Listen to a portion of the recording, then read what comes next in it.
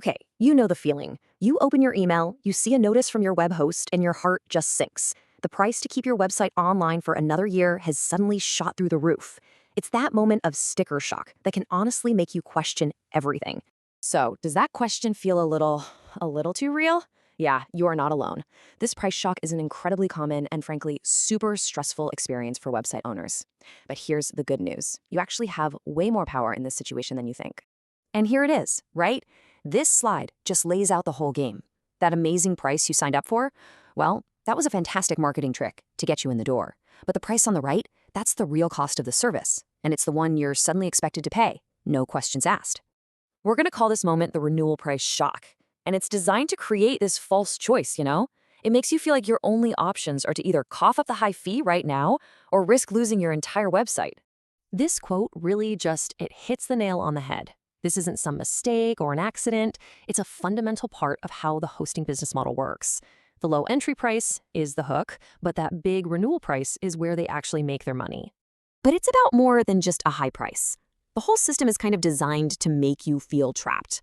Let's dig into the psychology behind why the situation feels so darn restrictive. It's really a perfect storm when you think about it. The email creates this massive sense of urgency. Then, your hosting dashboard, it conveniently shows you all these ways to upgrade and spend more money. But the options to downgrade, they're often completely hidden. Most of us simply don't know we can even ask for a cheaper plan. And on top of all that, there's this very real fear that if you change anything, you'll break your site. It all comes together to make you feel totally powerless. And this quote just gets to the heart of it. The system is pretty much built to trigger a panicked, emotional reaction. But what if we could replace that panic with a clear plan? Well, that brings us to the solution. It's a simple, strategic approach called the downgrade to upgrade path. Now, this isn't some shady trick. It's all about understanding how their billing system works and using its own logic to your advantage. So here's the crucial insight, the key to the whole thing. Your hosting plan isn't a rigid, locked-in contract. You should think of it as just having a certain monetary value. When you move between plans, the system is just adjusting that value. This flexibility, that's our way in. Okay, here's the plan in 4 super simple steps. First, you just identify a lower tier plan, anything to keep your site online for a bit. Second, if you don't see a downgrade button, don't sweat it. Just contact support and ask them to switch you manually. They can almost always do it. Third, you make the switch. And just like that, the financial pressure is gone. Your site is safe, your bill is lower. Finally, when you're ready, you can upgrade back to your original plan, and you'll typically only have to pay the prorated difference. It's that simple. And I want to be crystal clear here. This is a totally legitimate and safe strategy. You are not exploiting some secret loophole. You're just using the flexibility that is already built right into standard hosting billing systems.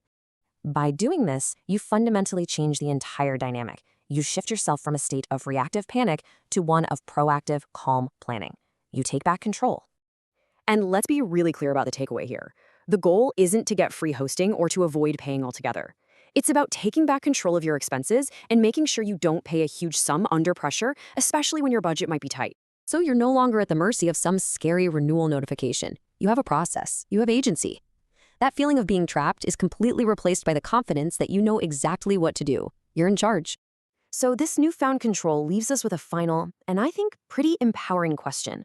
Now that you know how to challenge a cost that feels totally fixed, what else in your budget could you look at with this new mindset? What other rules out there are actually a lot more flexible than they appear?